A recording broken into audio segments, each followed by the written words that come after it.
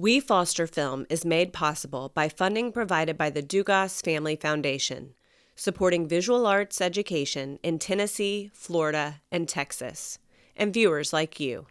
Thank you. Greetings and welcome to We Foster Film, a show where we discuss all facets of filmmaking and the television production with the people that make them. I'm your host, Cameron McCaslin, coming to you from NECAT Studios right here in Nashville, Tennessee. On tonight's program, our audience is in for a special treat, as we have a group of talented Nashville filmmakers who just this evening have premiered their short film, Into Nowhere, right here in the studio to a live studio audience. So let's get right into our show by introducing our panelists. First is Natalie Sloan, the writer-producer of Into Nowhere. Welcome to the show, Natalie. Thank you. Next up, Bennett Morton, the director of Into Nowhere. Ben, good to have you here with us as well. It's good to be here. Thank you. And finally, Jarrett Jarvis, who served as the director of photography for the film. Jarrett, good to have you with us. Thank you for having me. So let's get right into this. So tonight, the live studio audience had a chance to watch actually two short films. A short that you guys had made for the 54-hour Film Fest previously that you worked together, and then Into Nowhere, which you guys kind of came into. But let's just start at the beginning of the whole thing. How did you guys all form as a group? And we'll start with you. Okay, yeah. So last year, actually, I had just worked on a short film with a friend from college, and Bennett was on that set, and, you know, we just kind of like chatted about it. I had recently graduated. He was a freshman at MTSU at the time, and so we were just swapping stories and whatnot, exchanged interests, because I like to know what people are interested in, because if I ever work with them, I'm like, hey, I want you to actually do what you're interested in. You told me you were interested in directing, so I remember a couple weeks after that, you reached out to me. You were like, hey, I remember you're a writer. Do you want to write something for me to direct? And I was like, sure. So that's the short version of the story. And then, at least as far as the 54 goes, a lot of us who worked on Into Nowhere, we kind of reassembled for the 54 and made something really fun. So yeah, it was great. Fantastic. So, you know, our audience is very interested in the idea of like how long something took. Now, obviously, you could start from first pen to paper as well as how long the production took and things like that. But I'll go to our director on this one. As far as like physical production, how many days did you shoot on this film? How many days? I think full days of shooting with full crew was about 5. I think we had a couple pickup days with skeleton crew. So I believe 7 to 8 days of filming total. Yeah, I think that makes, about 7 to 8 days. Fantastic. And I'll go to our DP for this one. So the start of this film, there's a lot of it that happens inside of the automobile. Tell me a little bit about that, because it looked pretty good. Was that all process? So that was the biggest technical challenge. We originally were going to do a process trailer if we could afford to, but it was primarily a cost problem, and the secondary after the cost, which in this case would be actor safety.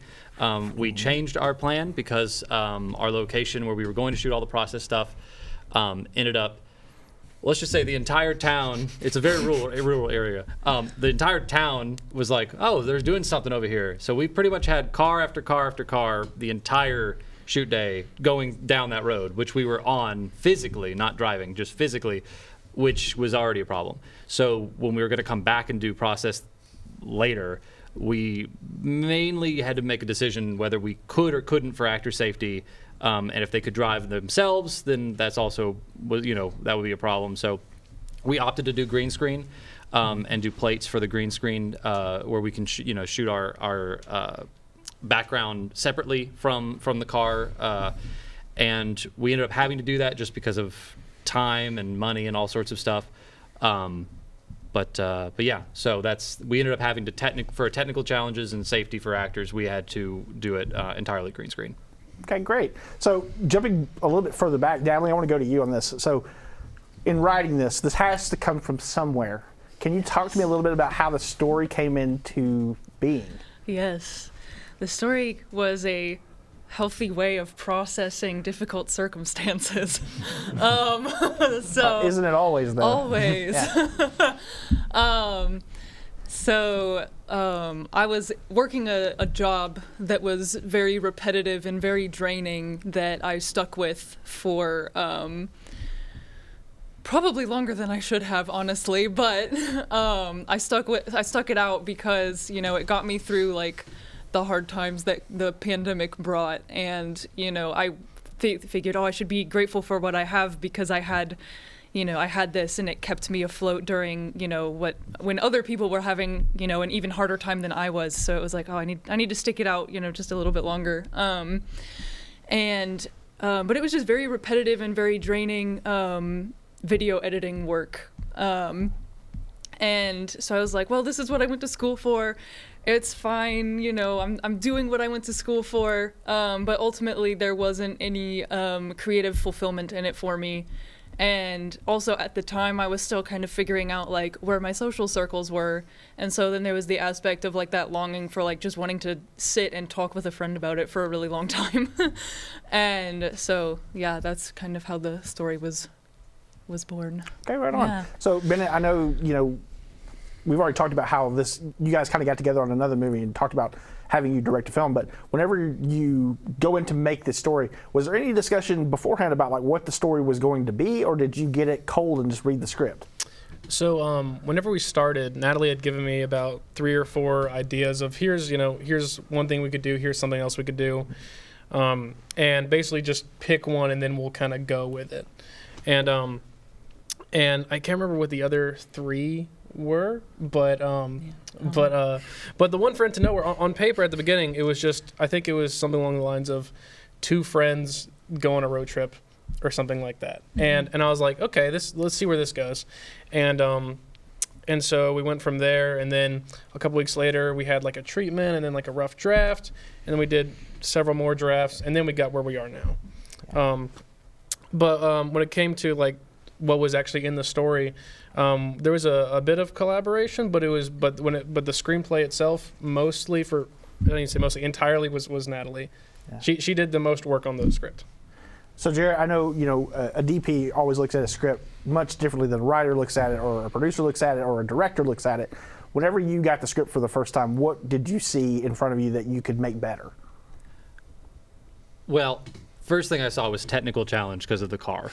There's a lot of car scenes, a lot of car stuff. But as far as make better, I think it was just more of how the camera was going to interact in the world, because part of the biggest process in the script is figuring out how these 2 characters interact with each other.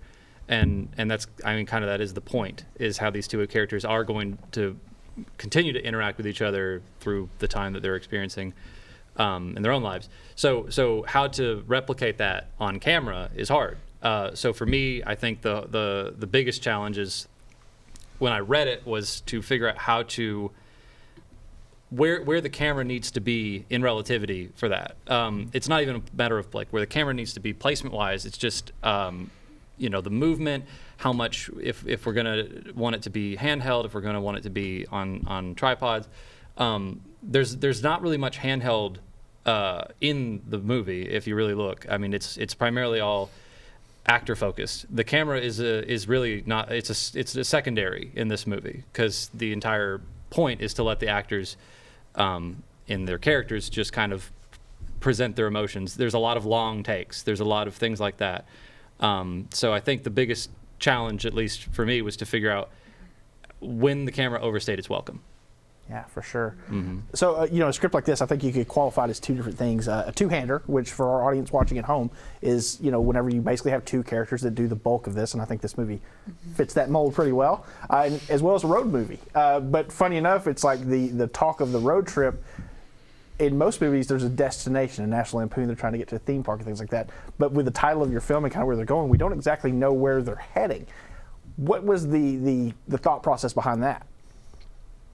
Yeah. I honestly have just wondered to myself, if I just got into my car and I started driving, how far would I go before I decided, okay, it's time to go home? I've never done it because I don't really have the guts to do it myself, but I was like, let's put some characters into that situation.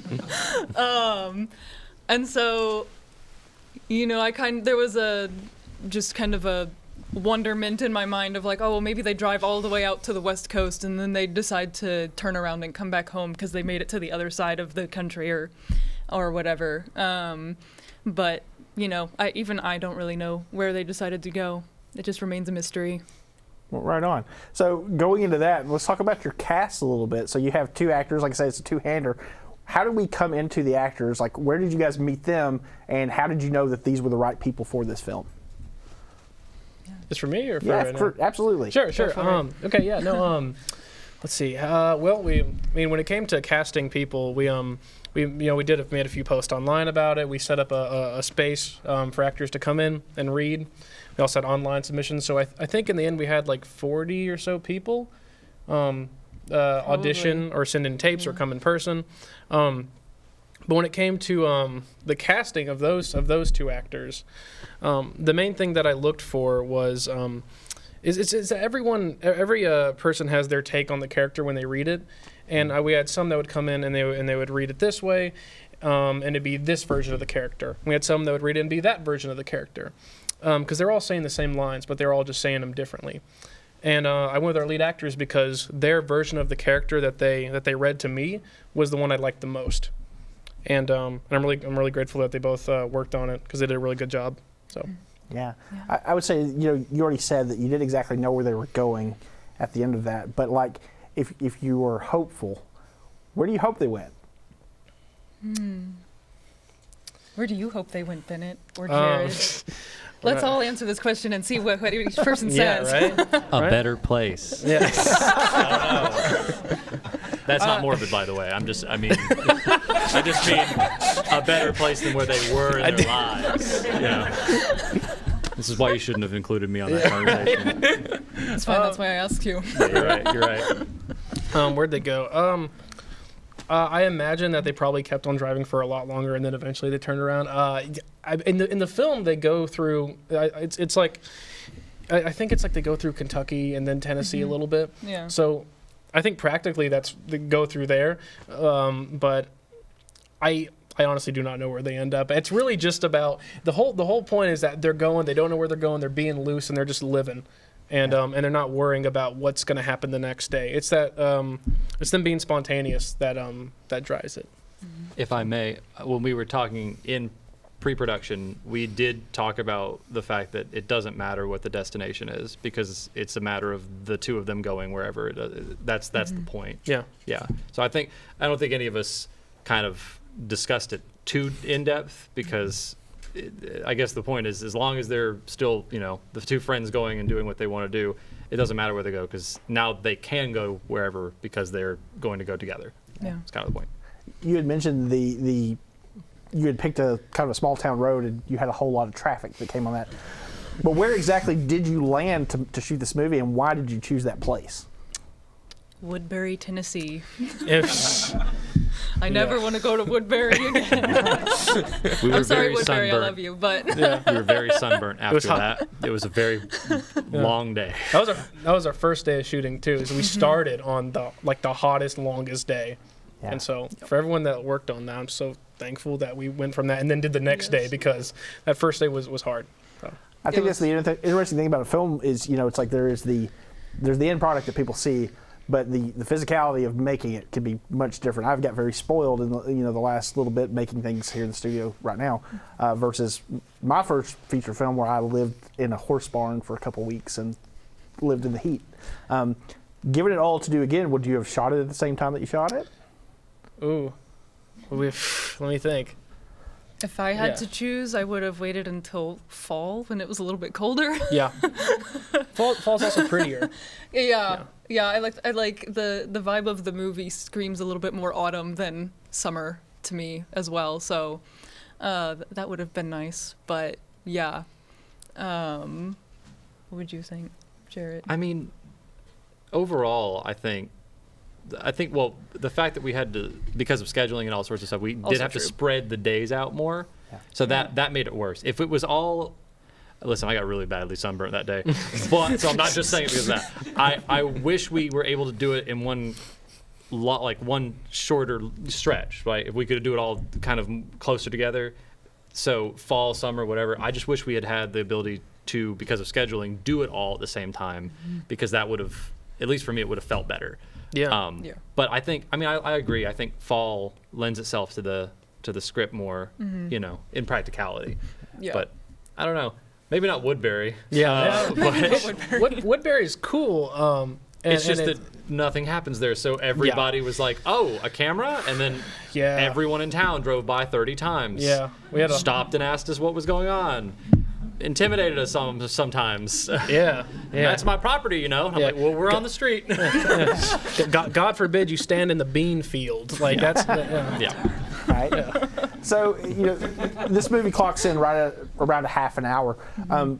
Was there a thought process behind that? Did you just start writing and this is kind of where it starts and this is where it ends? Or was there a thought process behind like, hey, we need to make it this long to fit into a certain dynamic? Yeah, so we didn't really have any time constraints necessarily. I think just in terms of practicality and how much fundraising we could reasonably do, I asked Bennett, like, hey, how long do you want this? Because, you know, that's a limit that will help me out a lot.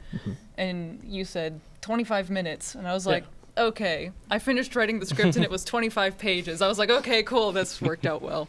So, so 25 pages was kind of the maximum limit that we imposed on ourselves. But we didn't really have any specifications that we were trying to meet, just trying to narrow down the possibilities for the sake of, you know, not writing a script for a year. Instead, it just took a couple months, so hooray. So a film always lives and dies with its crew. And, you know, for only seeing the two people that you see on screen, I assume you had an army of people that were helping you get this made. As well as I noticed when it comes to the credit roll, you had a lot of people listed as executive producers. I saw some same names. I would imagine some family helped out on that. Can you talk a little bit about that process? How did you come into your crew and how did you talk people into giving you the money that you got to make this thing? Yeah. Should I can talk about Yeah, it yeah, since you- I did the you page. did crowdfunding. We Yeah, don't have we to did take turns, by the crowdfunding. way. So that's always a fun and very stressful time, because who likes asking people for money? But anyway, so kind of the thing as far as fundraising goes, when I do crowdfunding, and I think this is the same method that a lot of people use, is you can give money based on like a tier system, and with different tiers you get different rewards. It's kind of like the Kickstarter thing, just on a different site. And so like as far as executive producers go, people who donated up to on our top tier on our Indiegogo campaign, they got to be listed as an executive producer just for giving us like that amount of funding, which was very kind and generous, and that's the nicest way for us to honor you, so thank you. And yeah, so as far as crew goes, and also this kind of ties into the Indiegogo, since I was collaborating with Bennett, a freshman, and myself, a recent graduate, and we brought other freelancers like Jarrett on for camera, and we also had a freelance sound engineer. His name is Walter. We, had freelance graduate department heads, and then for the rest of our crew, we had students from MTSU that Bennett recruited, and we also had some students from Lipscomb University join us as well. So if you want to talk about crew recruitment, I'll pass it on to you. Sure, yeah. The general way we got crew is, hey, making a movie, it's gonna be cool. Hopefully, do you want to come work on it? And then usually because a lot of them, a lot of the film people at my school were, they're freshmen, they just started, they're like, okay, let's go work on something, and it was just a good opportunity to give these people a chance to be on a set where we had some people that were in the industry, like Natalie and Jarrett, who both work a lot, because there's a lot of times where there are moments on set where Jarrett would just get to teach, hey, here's how to use this light, here's how you use this C-stand, here's how you rig this and that, and so whenever we got people on it, it was with the promise that, hey, you're gonna learn some stuff, you're gonna get something out of it, hopefully, and that's what we were trying to do whenever we got people to work on it. Yeah. So I know with that, it's like there's keeping a crew happy throughout the day, especially when you're sunburning people and things like that. There's a lot of different ways to go about that, but I would ask all of you this simple question: is like, what would you do to keep your crew happy on the day, to keep them working like that army to get you to the end of the day? And we'll just go right down the line on this one. Yeah. Number 1, craft services and good lunch. Number 2, just trying to keep the mood light and make sure that, yes, we need to stay on schedule, but also, like, let's have a good time and let's try to keep the atmosphere positive and, just ensuring that also we're producing something cool. So I know there were times when maybe we were running behind schedule, but I was like, it's okay that we're running behind schedule because Jarrett is taking time to teach, First AC something about the camera that we're using, or the one of the grips is learning how to set up one of the lights that we're using. And so and I think overall we did a pretty good job at keeping things fun and overall positive and light. So yeah.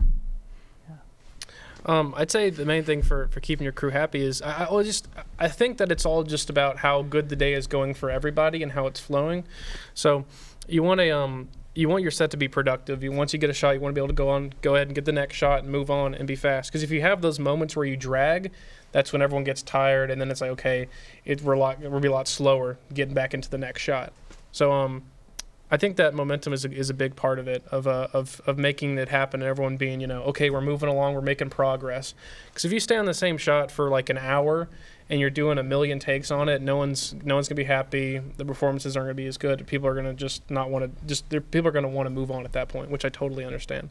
And thankfully, we didn't have anything that went that far or anything like that. But I'd say momentum's a big part of it.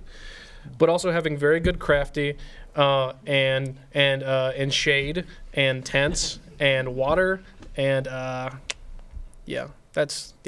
too. Jarrett, to you. In general, good vibes and good food are always good.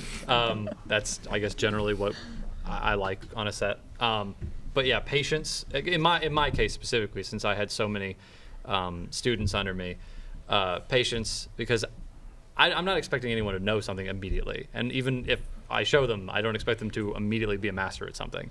You have to be patient, you have to be understanding, and you have to be willing to say, even if we're behind, even if things are not going as fast as they should, it's okay, because there is a positive spin to this, right? Everyone's getting something out of this. We're going to make a film, and they're going to learn something. Someone's going to walk away from this and actually have either a better knowledge or a better skill set, or we're just going to make a good film. So I think positive attitude and all that is extremely important, but overall just not making anyone else's life harder. That's the number one thing for me, is if you can, even if it's stressful, if you just don't make anyone's life around you harder, it's a good set. For sure. So movies kind of move in chapters in the sense that, you start out by writing it, and then you get into production, and then you get into post-production, and then you get to the premiere, and that's where we're at this point. You've just shown your movie for the first time. What is your hope for the future? Where do you want to take this from tonight on? In the next year, what do you hope to see this movie do? Yeah. So we have entered it into some festivals. I would love to see it accepted somewhere. I'll take just one. Yeah. Just one is good. Like, just one is doing something, and that means that another audience of people will get to see it. So that would be fantastic. But other than that, like, I don't see this becoming a feature or anything. It is what it is. The story's been told, and so I'm just kind of looking for the next itch of inspiration to strike, and then sometime next year it will be available online to watch. Don't know when or where yet, but that is definitely a hope of mine, so then I can share it with everybody. So yeah. Let's see. Where do we want this film to go after this? I mean, I want more people to see it. It was incredible that all you guys came to see the movie. Thank you so much for being here. It's let's give them a round of applause, please. Yeah, for the audience. Yeah. No, I mean it's I don't know. Whenever we shot it, whenever we started writing, I didn't think, okay, I've with the past films I've done, it's I write it, shoot it, put it on YouTube. 10 people watch it, and then I move on to the next thing. And so so the fact that you guys are all here in person watching this movie means the world to me, and it's like the coolest thing. So thank you. When it comes to the film where I want to go after this, I just want more people to see it. If it gets in anywhere and there's an audience that wants to watch it, I hope that they can watch it and they have a good time with it. Yeah, I'll be online somewhere, hopefully next year. But really, we told the story we wanted to tell. I'm proud of it. I'm happy that we got to make it. And I just hope that people like it, people get to watch it, and they have a good time with it. So. To not echo the same thing that's been said, I want it to be a stepping stone. I work on so many different types of projects now from all sorts of different, aspects of film. So I guess I'm jaded because when a project comes out, I'm like, oh, that thing I worked on is finally out. But I want it to be a stepping stone for all the people involved. So, I want people to see it. I want it to, go on a platform. I want it, go to festivals. I want it to get accepted. I just want it to either lead to more of the people involved meeting other people and having it to be like, hey, look at this thing I did, and help it, push them further, push us further. It's the next stone in the little stream that's pushing us along. And hopefully it's not the one that we get stuck on for a minute. So, Right on. So we're getting close to the end, and I wanted to make sure that we had a moment for all of you to offer some advice to the filmmakers in our audience watching at home tonight and here in the room, just to the storytellers who are just starting their journey. With all that you know now, what do you wish you knew when you had started this? Don't be afraid to write something crazy. Because road movies are not hard. I'm sorry, Jarrett. But Not easy. probably apologized to you 50 times because of the complicated material, but don't be afraid to write something crazy. Be prepared to deal with the ramifications of your writing. yeah! That's not my answer. I'm just echoing that. I mean, you said it better than I did. Yeah. So I write words, I don't speak words. But anyway, be ambitious and don't be afraid to play. And, don't take yourself too seriously and just have a good time. Yeah. What I wish I knew. I don't know. What do I wish I knew going into this? I feel like I got a lot more out of it than I knew going into it, if that makes any sense. I say after working on it, I learned a lot more about patience and how to just making films in general, and got a lot out of it with that. Going into it, I guess I wish I knew how long it was gonna take and how to manage that and then make everything happen. That's about as good of an answer I have for that one. Yeah. Don't be afraid to make mistakes. Be prepared for whatever you make to not be what you think it is. And that's true of everything. Because if you live off of the expectations you set at the beginning, you'll never release anything. That's a very good piece of advice to live by, because it's never going to be as perfect as you think it is in your mind. And if you strive for perfection, perfection is the enemy of good. And I think that's just a good thing to if you're starting to know ahead of time, because a lot of people who've gotten very far still have a hard time with that, because we're all perfectionists, we're artists, we're crazy, all right? we need to take a step back sometimes and just say, it's good as it is. It's not perfect, but it's good as it is. I love that. With that, I'm sorry to say that's about all the time we have this evening for We Foster Film. I want to thank our three panelists for sharing their insight. We also want to thank the Dugas Family Foundation for helping us make this program possible. We Foster Film is named in loving memory of Foster Dugas, who loved movies, monster makeup, Halloween, and all things creative. We are constantly thankful for his impact here at NECAT and his ongoing legacy of creative and technical educational programming. To learn more about We Foster Film and NECAT, please visit us on the web at necatnetwork.org. We want to thank you all at home for watching and hope you all join us back next time on We Foster Film.